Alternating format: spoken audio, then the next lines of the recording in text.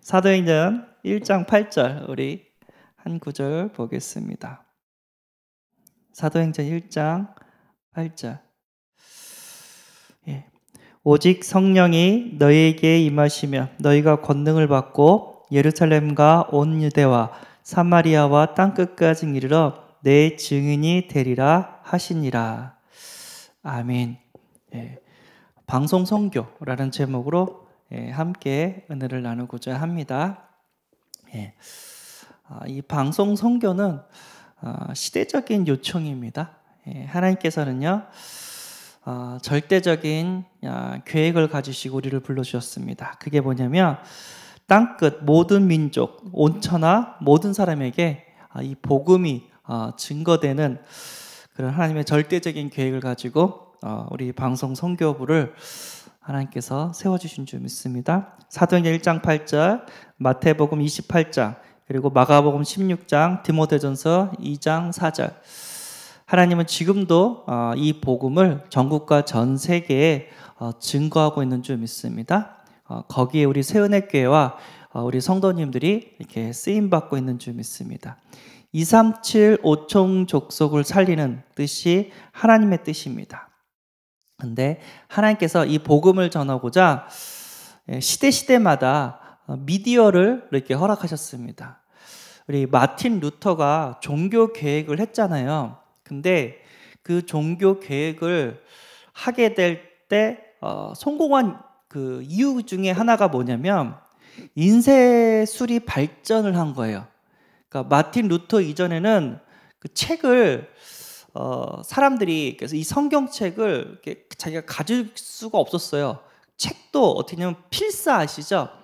그냥 다 필사해가지고 다 쓴 다음에 자기가 갖는 그런 수준이었는데 인쇄술이 발달되니까 짧은 시간 안에 이 똑같은 책을 여러 권을 만들어내는 거예요. 그래서 이것을 다른 사람들에게 전해주면서 다른 사람이 그걸 보고 빠르게 이게 이런 내용이었어 하면서 그 성경의 내용을 다른 사람들도 이렇게 소유하겠단 말이야. 그러니까 그 당시에는 사제들만, 신부님들만 성경책이 있었는데 인쇄술이 발달로 인해서 일반 시민들도, 성도들도 이 성경책을 갖게 된 거예요.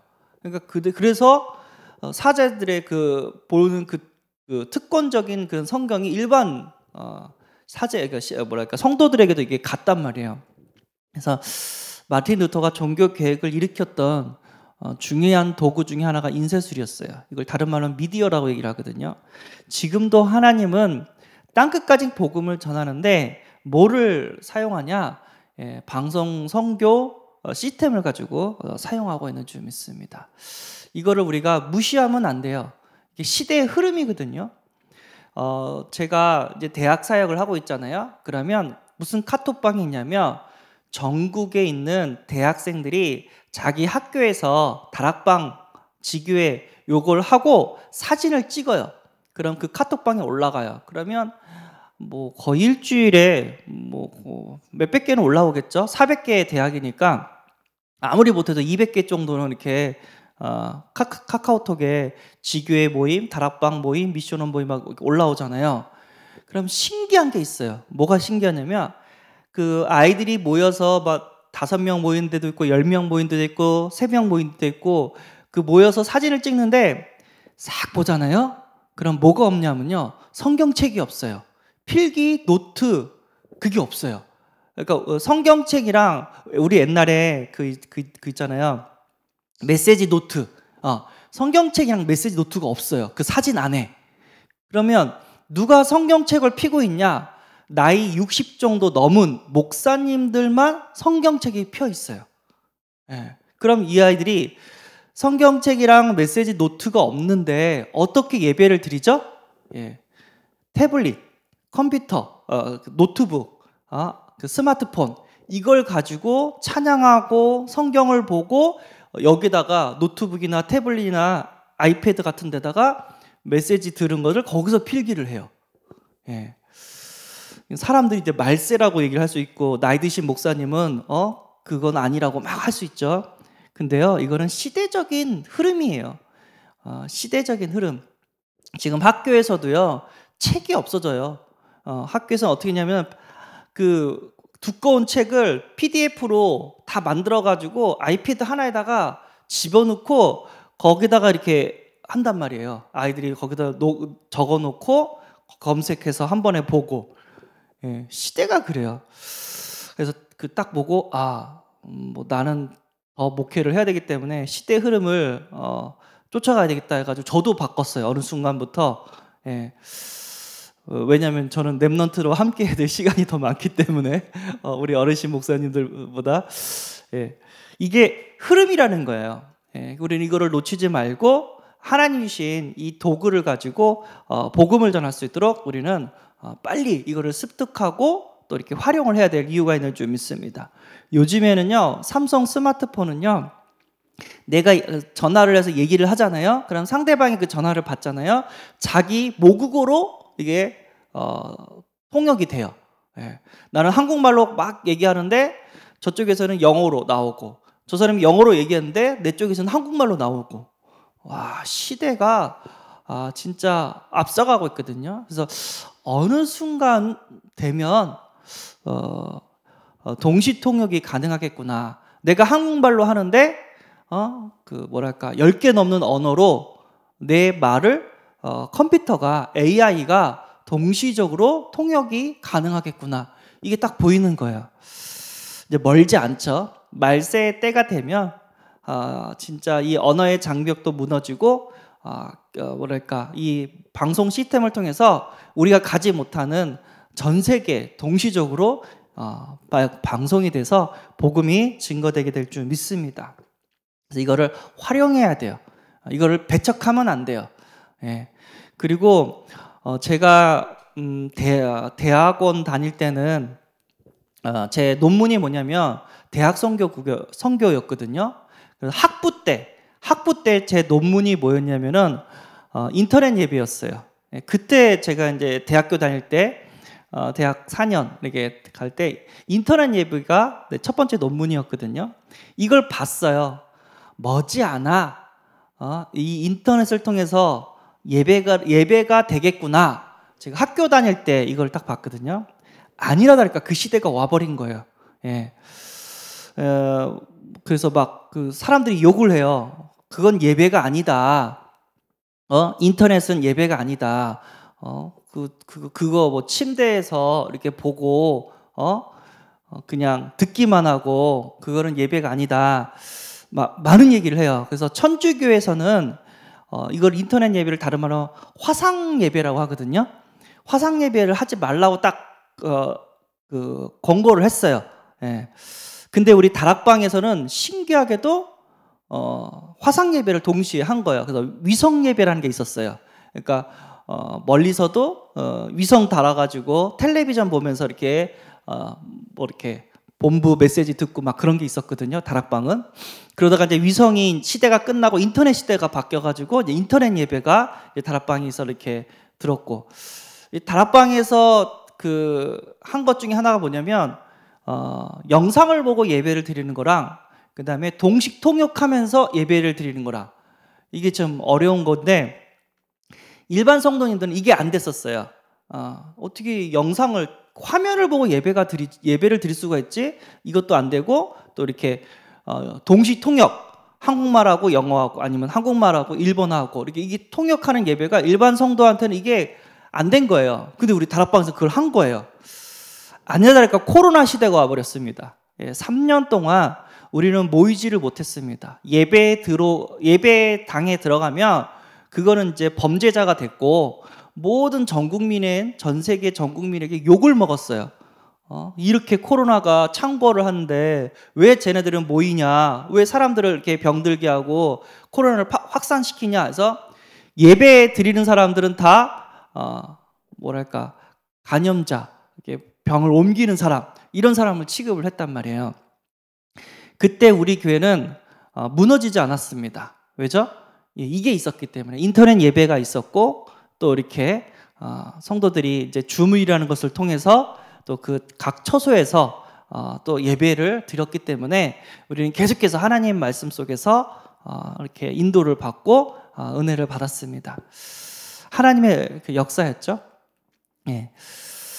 근데 이제 평상시 이게 영상을 통해서 예배드리지 않았거나 아니면 이렇게 평상시 이렇게 녹화를 하지 않았거나, 그러니까 방송 시스템이 없는 교회들은요 거의 문을 닫았어요. 예, 엄청 많은 교회가 이 코로나 시대 때 문을 닫았어요. 그런데 우리는 평상시 이 시스템들이 미리 준비가 되어졌기 때문에 코로나가 터져가지고 우리는 당황하지 않고 우리가 인터넷으로 생방송으로도 줌으로도 이렇게 예배를 드렸기 때문에 3년이라는 시간을 이렇게 무사히 이렇게 넘어왔습니다. 이게 문제는 뭐냐면요, 이 코로나가요 또 온다니까요. 예. 생각을 해봐야 돼요. 10,000명이 모이는 교회가 중요한지, 아니면 이렇게 코로나 걸리지 않도록 이렇게 나눠서 예배를 드리는 것이 더 중요한지 한번 또 생각을 해봐야 돼요.